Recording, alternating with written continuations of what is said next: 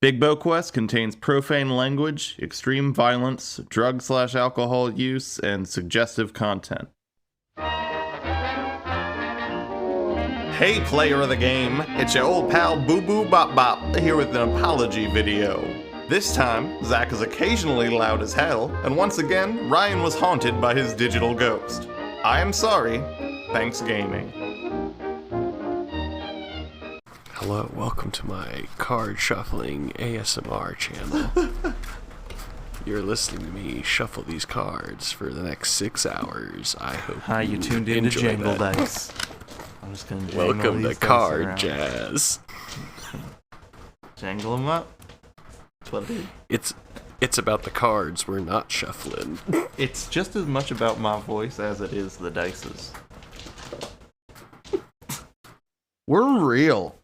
Welcome to the realest episode of Bigbo Quest anyone ever done fucking made.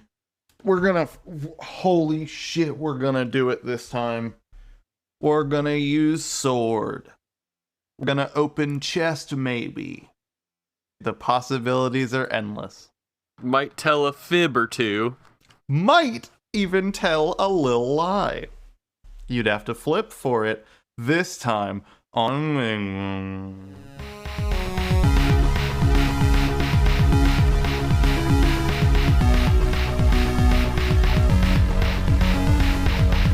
Last time on Bigbo Quest, and here's a fun thing, because this time I don't have anything in front of me to tell me that. You fuckers left the resort, summoned a train, got on the train, went to town, went to separate bars, had therapies. Wolfsbane reinvented his look and left the shop in a black parade outfit asking for a tattoo. And no one in town knew how to do it. Graybeard offered. They argued. Wolf went to church. Told him he saw an arcane spiral in the elemental champion of water. And then y'all went out to harass a stick figure gentleman in the street. He told you to head on over to Cater the Satyr. And this time on Bigbo Quest, we see Wolfsbane and Graybeard turning around from the stick figure man, whose name you never got. His name's PP Cool Squire, by the way. Oh. And you guys turn around, start walking, and instantly pass out because you haven't slept in 2 days. You boys just zonk out in the street, but I'm not, no one's gonna take anything. The only thing I have already rolled is, who's gonna show up. And out of 4 possible people, 1 person did. A few hours later, the sun is rising in Bingisburg.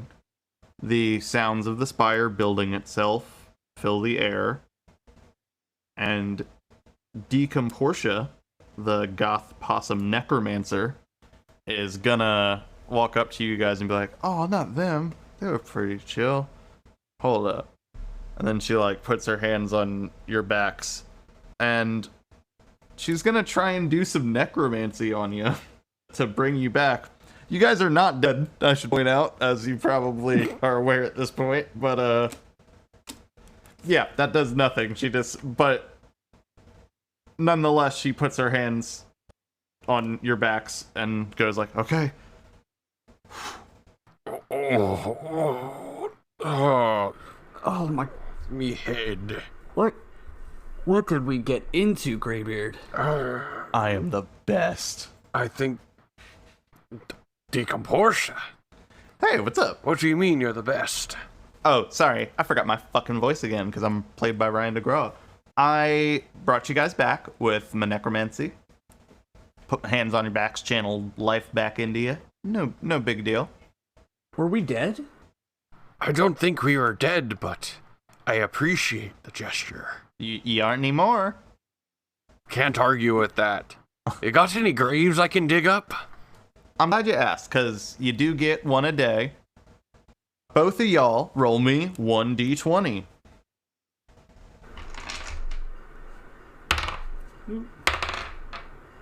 That's an 8. That's a 19. Okay. So what's gonna happen first is she's just gonna be like, both of you just, for some reason, just give me a number between 1 and 20. And you say an 8 and a 19. Oh, where did a fella put the graves? Hopefully in the graveyard. Yeah. Okay. So Deacon Portia is gonna look at you guys and then snap, and she's gone. Oh. Ooh. And after a minute, you start to hear this sound kind of getting louder, like this like scraping.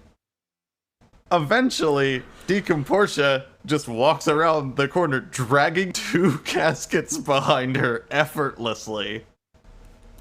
And then she just walks up to you guys and goes, "There you go. Now I don't do DoorDash or any of that, but this one I'll take to you because you're not doing well." Oh, thank you. I'm just gonna open it up. I'm excited to hopefully get something this time. There is cat war in my home. I'm really sorry, Zach. Oh, wait, who got 8? I did. You did? Yeah. Okay. Wolfsbane Nightfucker opens the casket, and there is a plain-looking enough body in front of him. Zach, can you flip wit and investigation for me? Let's see. It's gonna be 1, 2, and I am healthy. That is 2 successes. This particular body looks kind of tucked in, and you remove the blanket that's on top of it and find that many limbs have been amputated.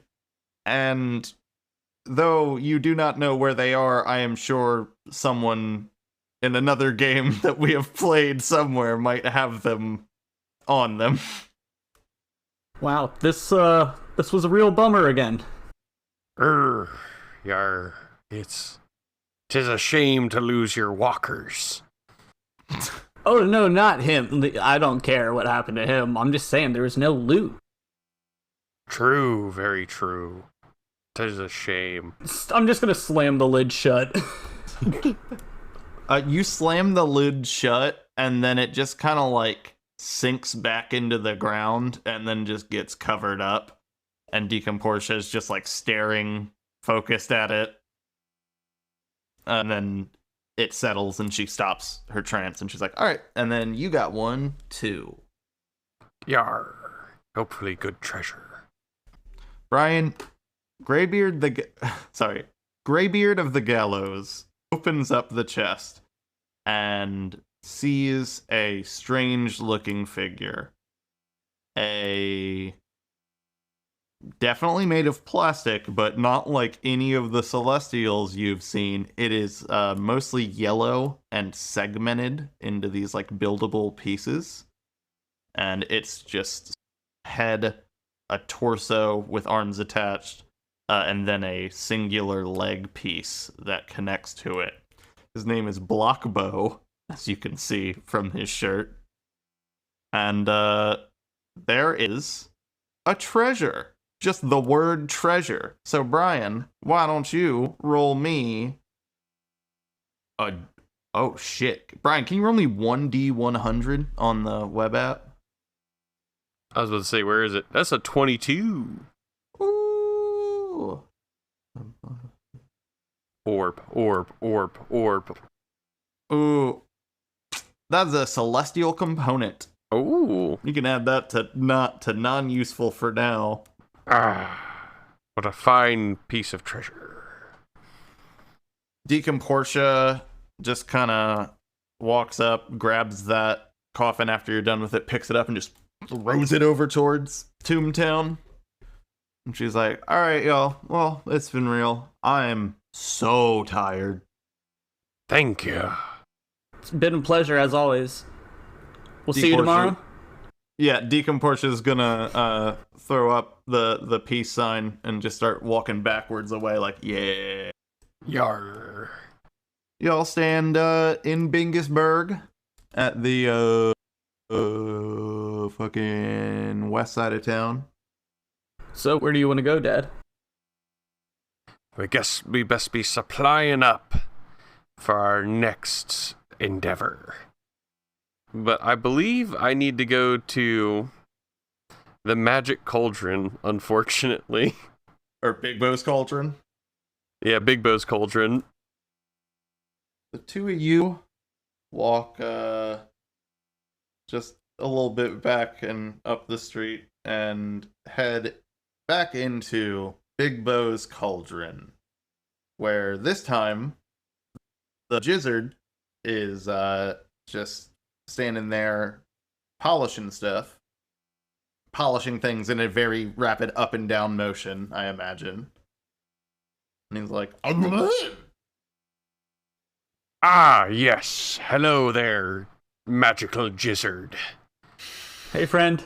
We have come back because we are in need of your special spells, your special potions. and then he heads on behind the counter. Alright, I am going to head up to the counter, holding some... I'm gonna have 4 vials of blood brew and a... Oh shit, I can't get that. Yeah, it's just gonna be 4 vials of blood brew and 2 vials of heartstone.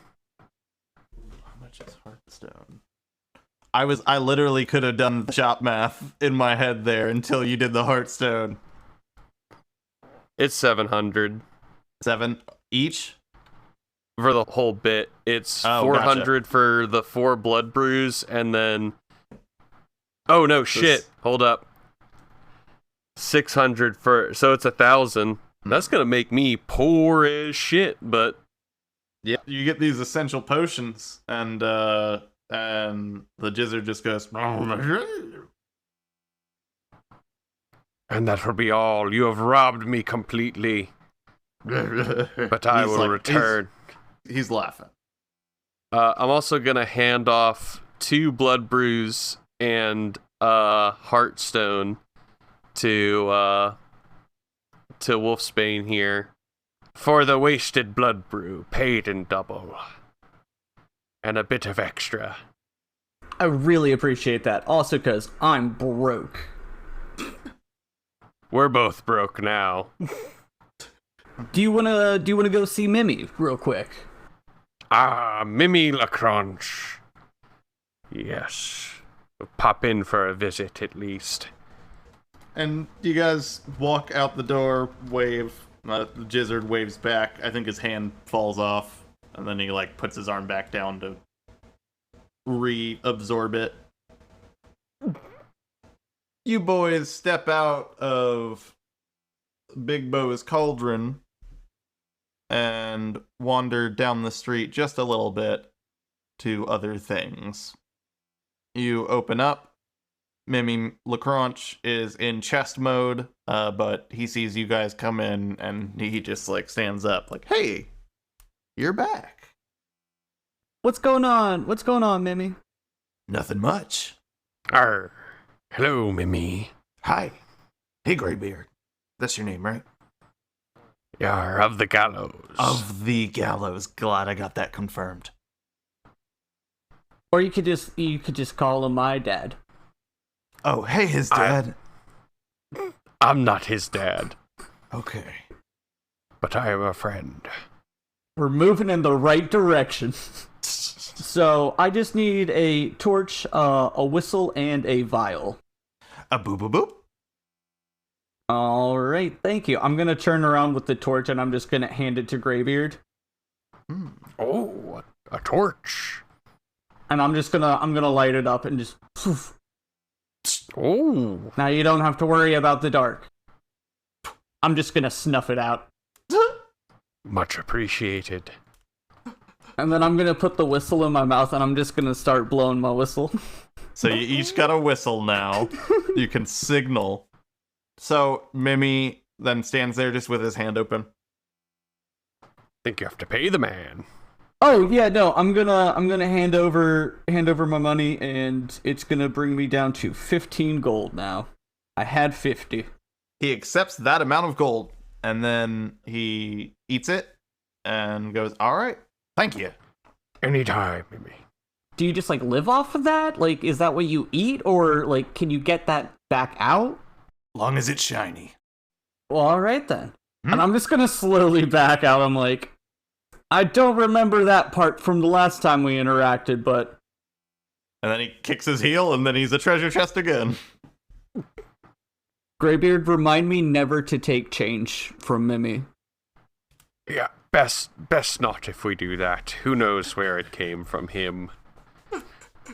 But all that gold inside of him, though.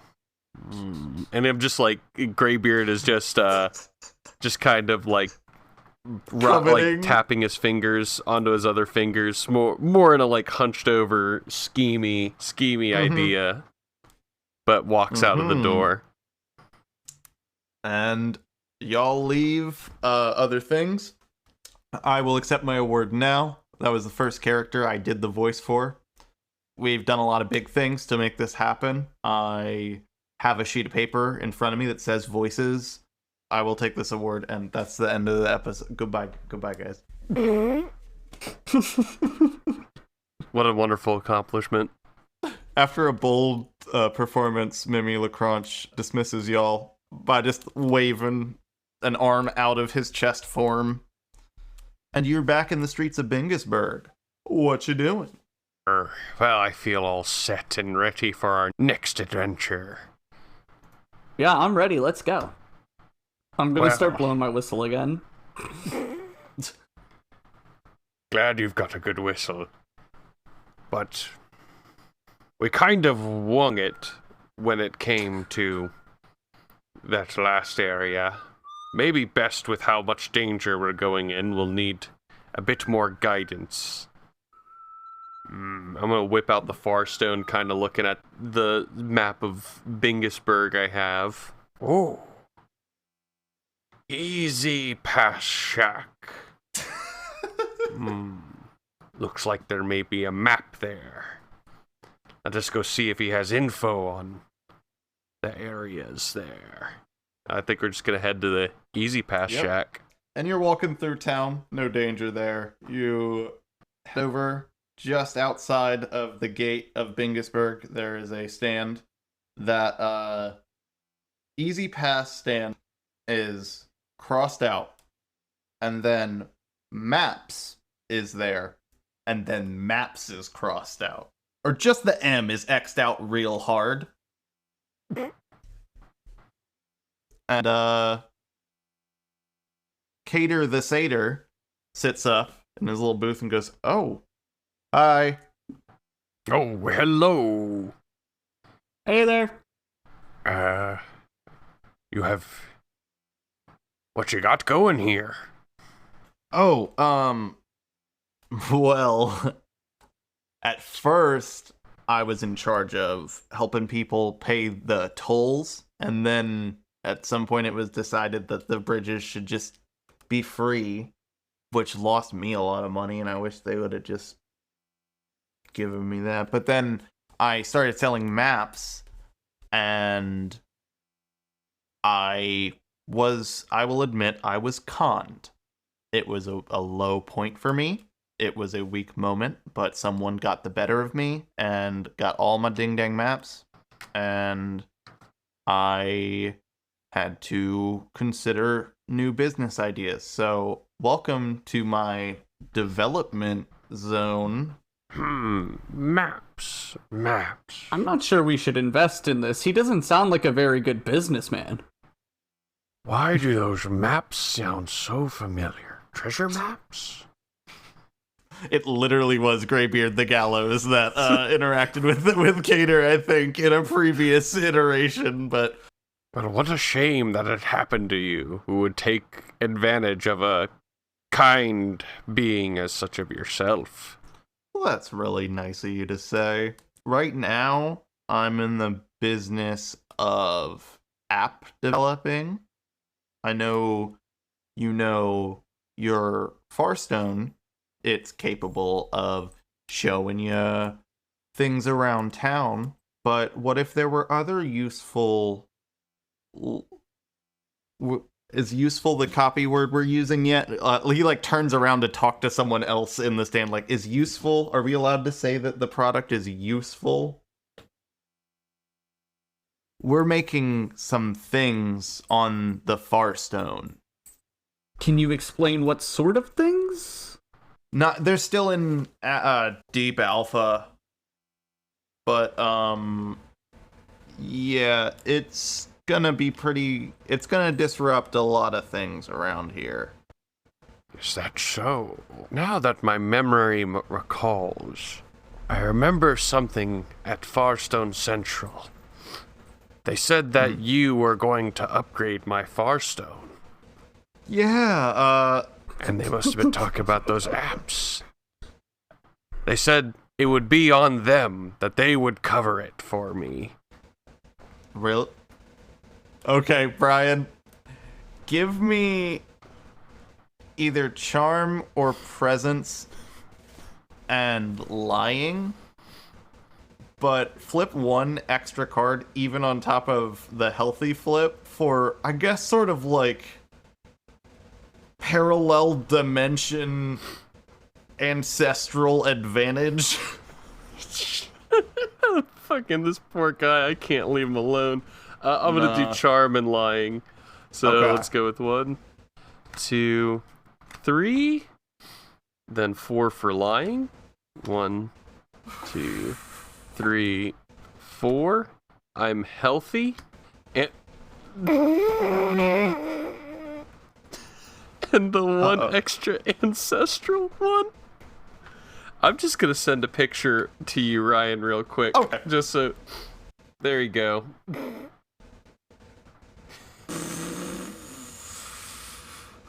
Okay. How does it happen again? How does it happen again? Yeah. What's your crit?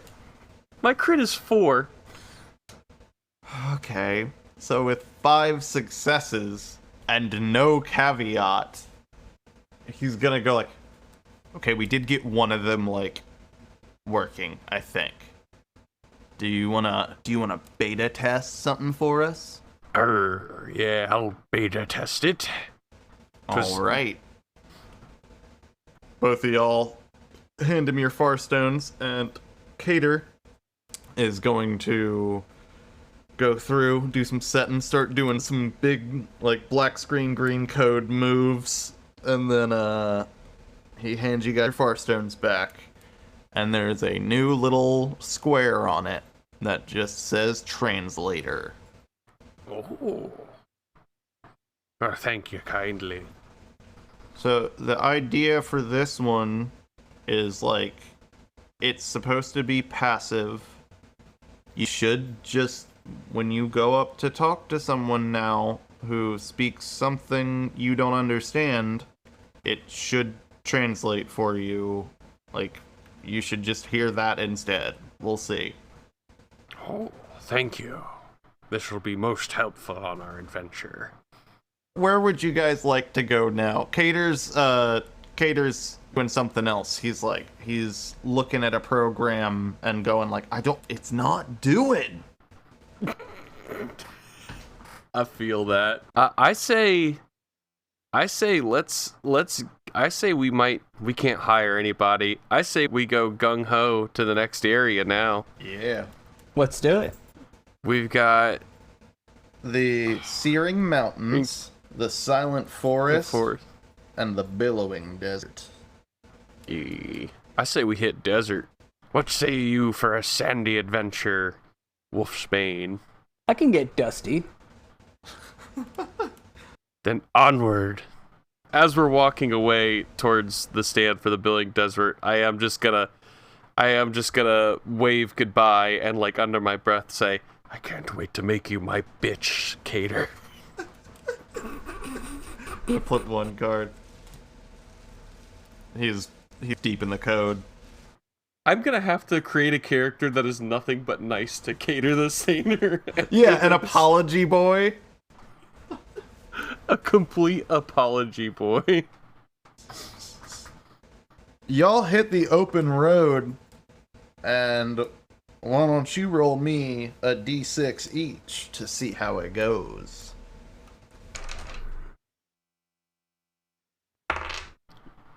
That is a 6.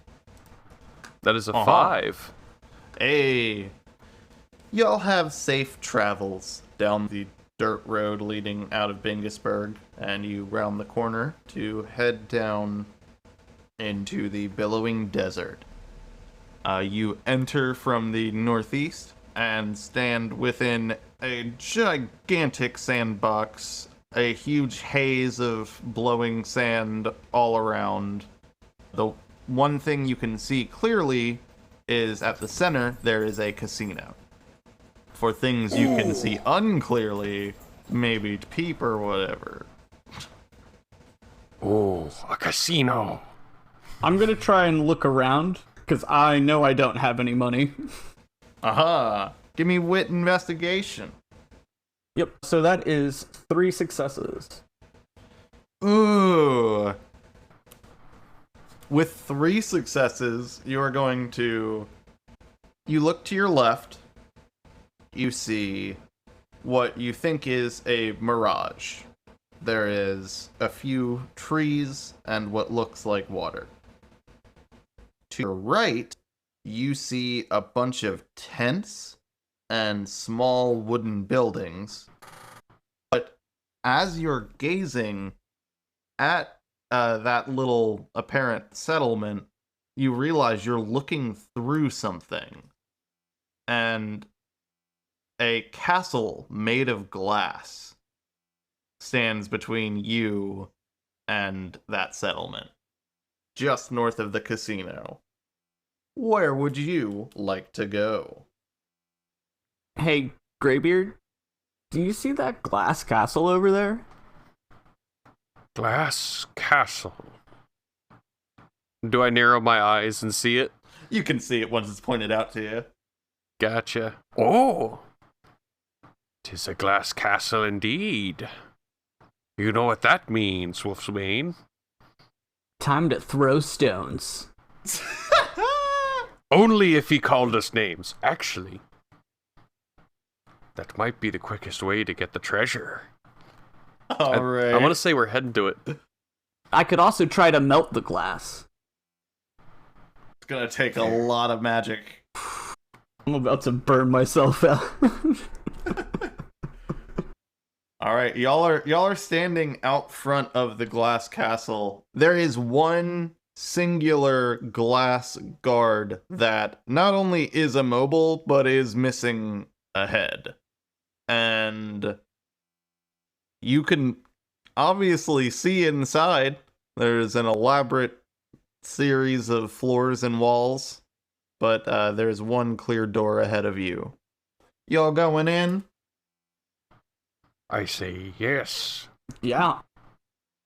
You suddenly just hear one single little chime, and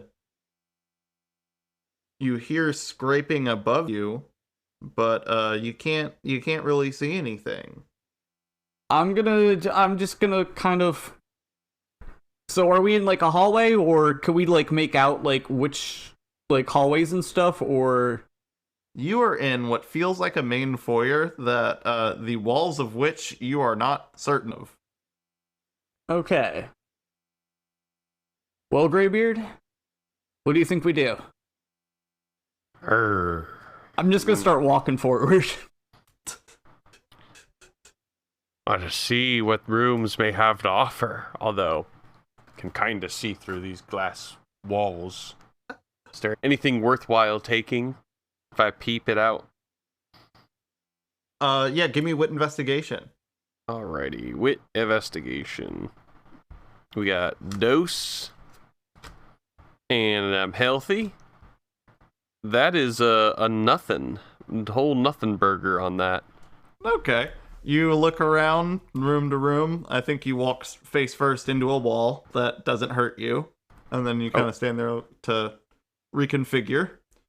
And that's when you hear those chimes again, but just a little bit louder. Oh, God, let's see what I... Oh, God. I'm... Glass Castle. If it happens to a bird, it can happen to a man. The chimes. Can I try to blow my whistle at, like, the same sort of, like, pattern and, like, pitch of the chimes? Go, yeah, give me charm or presence and perform. Alright, that's 1, and I am healthy.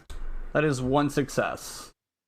With 1 success, you don't get it perfect, but you can definitely tell you've excited whatever this thing is. And, you're going to suddenly see these figures, made of glass, just dangling little bits of glass, hitting against one another, as these small child-sized glass wind chime children begin stepping downwards, and in the places that they step, you now, in your mind, can clearly make out that there is a staircase there. 2 of these dangly glass children stand before you, and they are intrigued by the whistle, it seems. I'm gonna try it again. Ooh, same flip.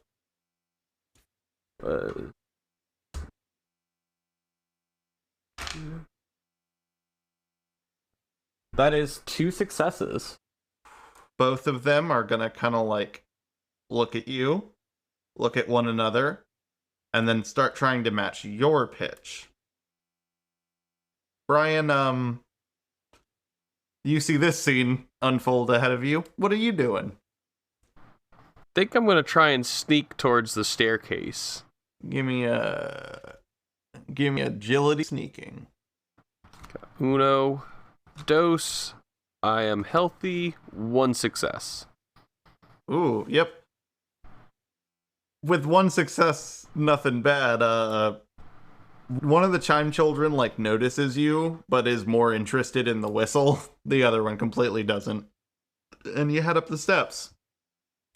Zach, these 2 dudes are getting kind of close, like staring at the whistle. What are you doing? I'm gonna, like, just slowly reach my hand out to one of them. One of the chime children is going to reach out and make contact with you, and your finger hurts very badly as this glass digs into your hand. Go ahead. It's just 1 damage. That's a lot. That is a lot for me, though. It's a lot for him. It's a 3rd. But yes, the lethal nature of the chime children is revealed to you as the glass just kind of stabs into your hand. You have time to take a reflexive step back. Do you let out any sort of cry of pain or anything? I'm gonna have, like, a little whimper. I'm just gonna be like, Graybeard. You hear that behind you. Ahead of you, it seems the stairs lead up to a wall that on both ends wrap around to a secondary floor. All right. Ah, shit. Damn it. All right. I'm going to pull out the whistle and start trying to match the same song Wolfsbane was playing. Ooh! Charm perform. Let's hit that. Let's see. We got 1, 2, holy shit, 3, and I'm healthy. I got 2 successes and a joker. You pull out your whistle and respond in that pitch. And the 2 chime children down there, their attention moves away from Wolfsbane as they completely turn around to look at you. The problem is, as you start to notice, since you can see right through into the room of the floor you're now on, 2 more Chime Children are now moving in on you on both of your sides. Ah, shit. Hey, Graybeard, I don't think this might have been a good idea. Absolutely. The 4 Chime Children are going to take their turn.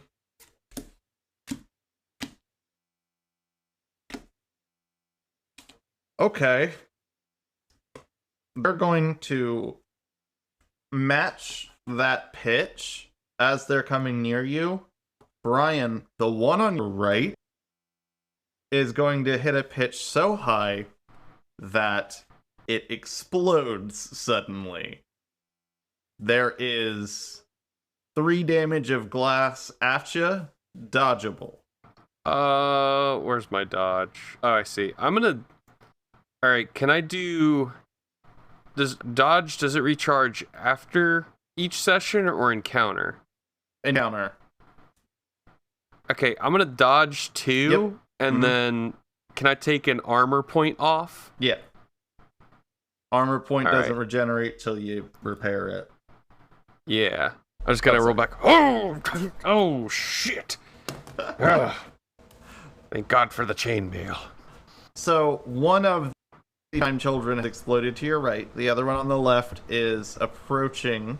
It is near enough to you to make a move on its next turn. Zach, the 2 Chime Children start moving up the stairs towards Brian, but one of them turns and focuses its attention back to you and begins moving in. And it is once again both of your turns in initiative. Up to you which order we go. I say you go first, Wolfsbane. Okay, so yeah, I'm gonna draw my sword and I'm gonna strike at this thing. Alright. Give me Brawn melee. That is a Queen of Hearts and a Joker.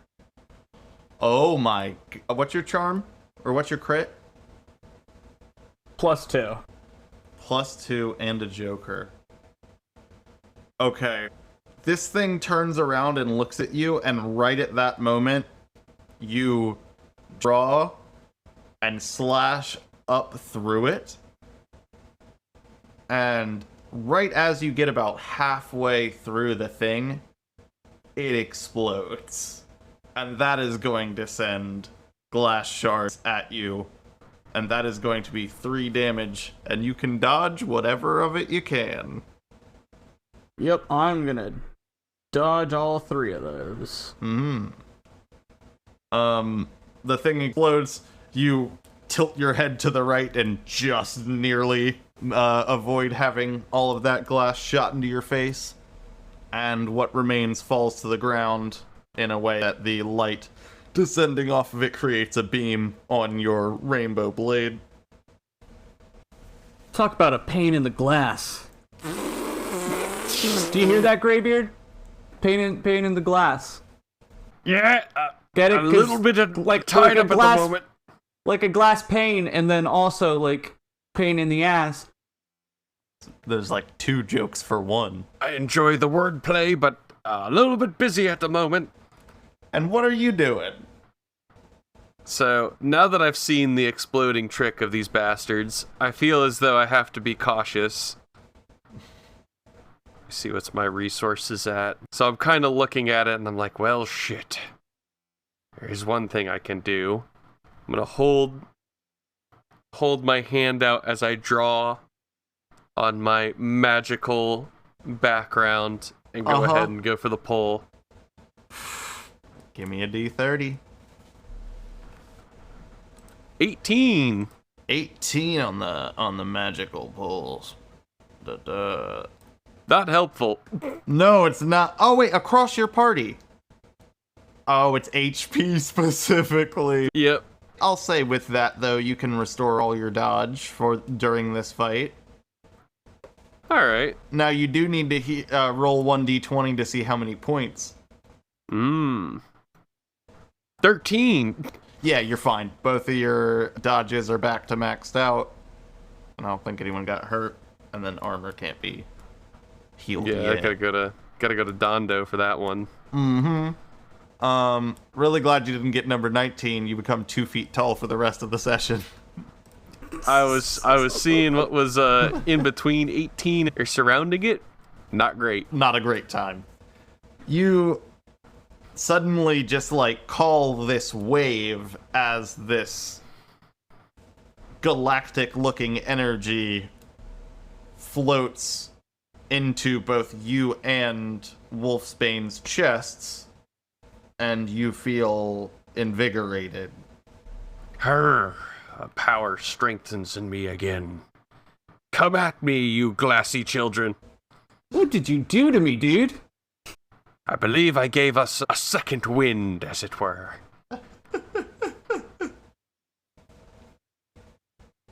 Well said. You, as I think we established on the 4th episode, tapping into the magical pull table is a free action. Oh, shit. Well, with that sort of invigoration, I'm gonna go for a hearty stab of my saber.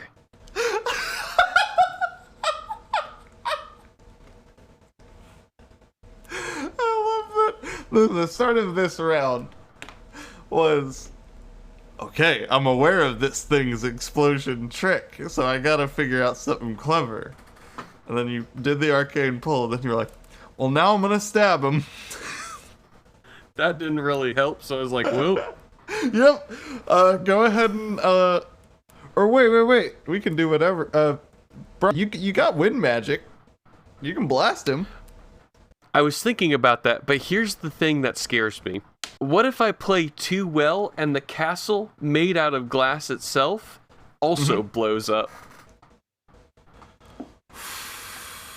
Who am I fucking kidding? I'm pulling out the whistle and blowing a foul tune to blow these guys up. A foul tune! Give me wit, charm, or presence and perform to play a foul tune on your whistle at the inhabitants of the glass castle. Alright, wit, charm, or presence. Alright, we're gonna go with charm. 1, a 2, a 3. I'm still healthy. 1 success. Oh, yeah, with 1 success, you just blast them back. Go ahead and, so one of them is pushed all the way back into the wall behind it. And then roll me a d4. Dose. Dose? Yeah, Ooh. a deadly dose. You push this one back into the wall on the right, and it, like, cracks, but it's still moving to get back situated. So Brian did his. Can I do my arcane real quick? It's a free action, so yeah, give me a d30. Alright, that is gonna be a 10. He's jelly go. again. Okay. Wolfsbane, just like Graybeard does his move, he pushes them back, and then like he takes a second to just look to you to the right, and then you just kind of hold your hands up, and then 3 grizzly bears start rushing up the stairs single file as 10,000 rats begin spawning from your hands, filling up the glass castle pretty rapidly. Oh shit! As I'm like getting carried by the 10,000 rats. Yeah, so This is amazing. well, what I need to point out is things just got really complicated because, well, it says summon. It's summon. So they are at your bidding, right? Yeah. I would assume. I hope so. Good. Zach, it is the 3 grizzly bears' turn. What are you having them do? I'm gonna have them rush down the last of the glass children.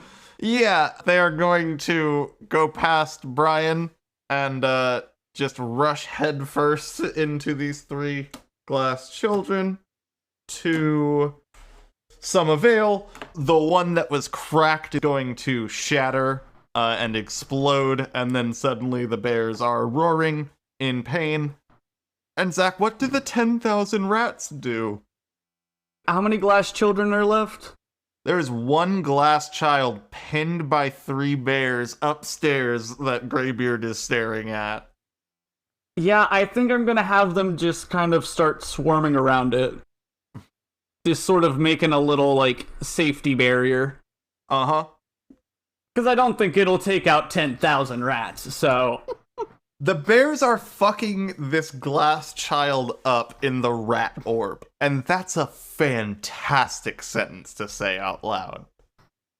There is Oh my god, this is such a beautiful thing. There's a clear, like, walkway up the steps where Graybeard is standing that you could just go check out the other room if you want to just see what's going on. Let the bears do their thing. Yeah, let's kind of explore, because now we got some rats on the ground, so we can actually, see the hallways. Yeah. Very true. Yes, you do. A few of the rats from the barrier are going to follow you guys and, like, kind of walk ahead of you to show where you can go. And it is just one clear open room, and one of the rats eventually runs face first into something on the ground. Dibs. And all the rats start swarming around it, and they form an outline of what looks like a box. And pretty soon after that, one of the rats starts running around opposite and runs into a similar situation, and they outline another one. 2 glass chests stand before you. Oh. Double the treasure. Do you want left or do you want right, Graybeard? You summoned the rats and the bear. And the bears. I'll let you have first pick. I'm gonna pick the one on the right. I'll take Alright. the one on the left then. Both of y'all roll me some D-hundos. D-hundo. 48. That's a 4. Ooh! Wolfsbane, you find a 5-pack of blood brew in there. Oh, hell yeah. Ooh. That's very useful for me. Yeah. Graybeard, you open up the chest, and at first it looks like there's nothing in it, and then you're like, oh, there's a little, like, smudge or, like, smog or something. And as you reach in, your hand is met with a jar. Like a glass jar. And inside of it, there is some smoke that is pouring out the top slowly. And there's some sort of enchantment on this device that makes it endlessly produce smoke.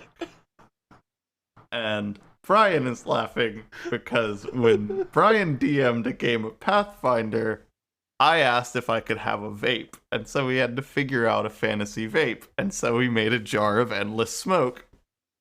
And we can't get into the whole lore of all that and, like, what the repercussions are, but It is the best character you ever made with the best item you've ever made. I know that's saying a lot, given that was, like, our taste of tabletops, but genuinely, that character lives in my heart.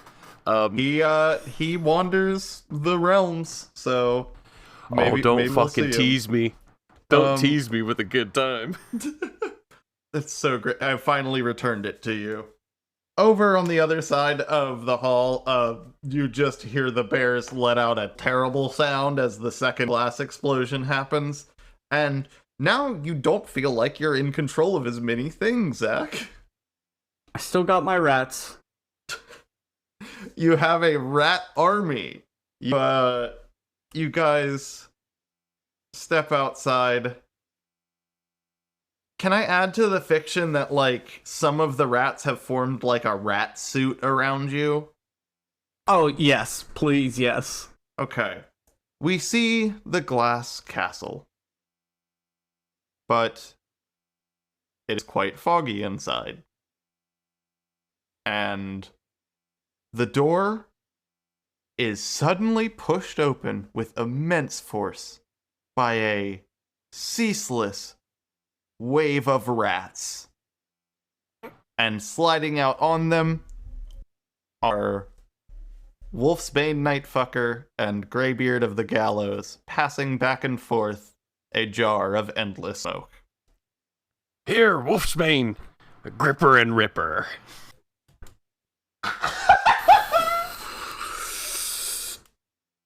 And we'll see where the fuck they end up next time on Bigbo Quest.